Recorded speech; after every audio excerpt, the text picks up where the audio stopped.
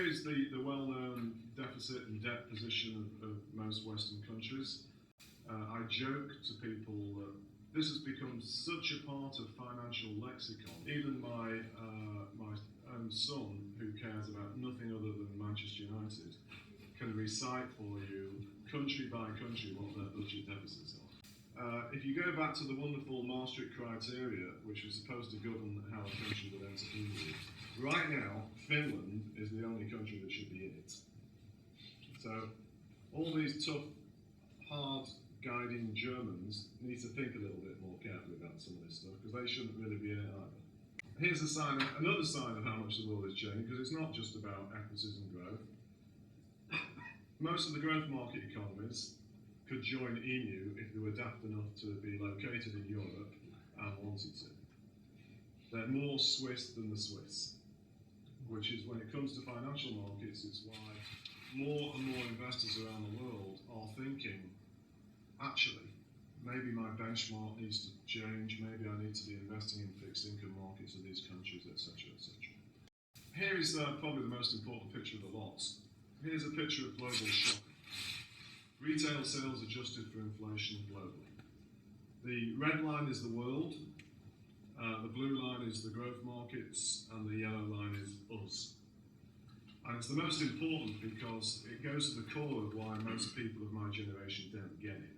Because it's a world turned upside down from the one in which I've been raised in. World consumption is being driven by these countries. You will read, hear many people from the West frequently say Chinese don't consume enough. Another economic statistic published this morning for the latest month of October, Chinese retail sales rose by 17.4%. In an economy that is $6 trillion, even if it is somewhere between 35 and 40% share consumption, Chinese retail sales growing by that magnitude is about the same as the US consumer growing by 4%. So this idea that the Chinese don't consume is absolute gibberish. Hasn't been rising as much as exports and investments, which is why it's become a small share of GDP, but everything's been going up a lot. There's a view in the West, particularly in our silly country, and even more so in the United States, that if all of this happens, it's kind of good for them, but it's a disaster for us because they're going to grow at our expense. Rubbish. Here is a picture of German exports. Carries on at this rate, the red line, German exports to China. Carries on at this rate, by the end of next year, Germany will be exporting more to China than it is to France, which, for somebody that's grown up in my background generation, that is absolutely unbelievable. And by the way, it's yet another complication for EMU, even if they get beyond the near-term ones.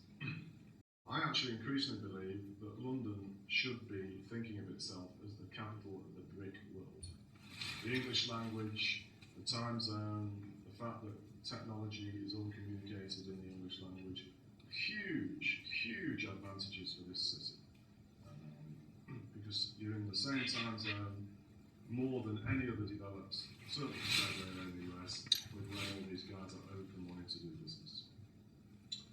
When I came into GSAM a year ago, I was strongly of the opinion that so-called market cap benchmarking was redundant. And it doesn't take account of the changes in the world. So I was of the opinion GDP-weighted benchmarking should be the thing to do. And there's a couple of interesting sovereign wealth funds around the world that somebody that follow this stuff now, I see a couple of heads nodding. That's what actually they're doing. Within a few weeks of starting my new life, I realised I was actually being pretty naive.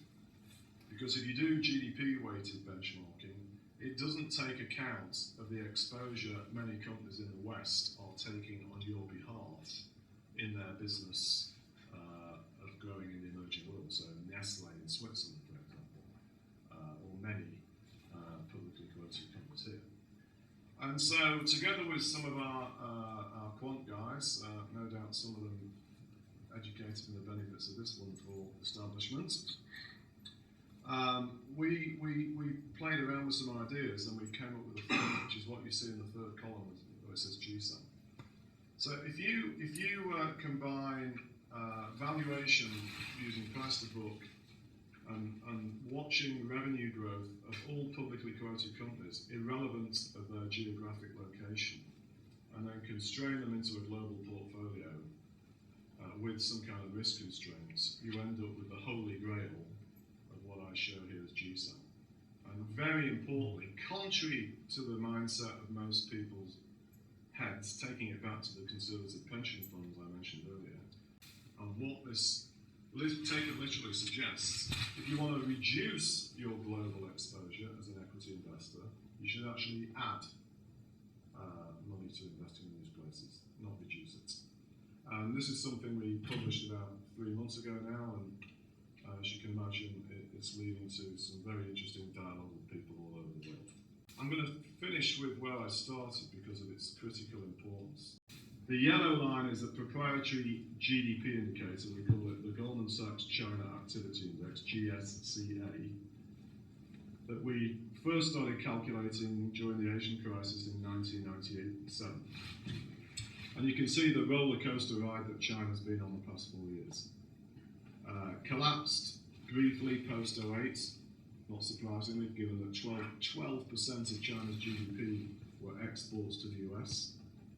I often say to people that in time, that moment will turn out to have been the best thing that ever happened to China, because it took them off the drug of exporting to the States. Without that shock, like anybody that takes drugs, you know it's wrong, but you don't stop until you're forced to. Huge policy stimulus, and within 6 months, China's actually on a remarkable, as it turns out, unsustainable boom. And that's where the house price has come from, acceleration has come from, the whole inflation issue and so on. Past year and a bit, they've been tightening deliberately to get rid of all of that. They realised they overstimulated the economy, and they're in the process of slowing the Chinese economy down. All the data we have published this morning actually shows further evidence that the Chinese economy is slowing. The red line is a leading indicator of the yellow line, and the big thing to watch globally, irrelevant of whether you're just interested in BRICS, because if the red line shows more signs of staying above where it was a few months ago, China will hit a soft landing, and we can all sleep happily ever after.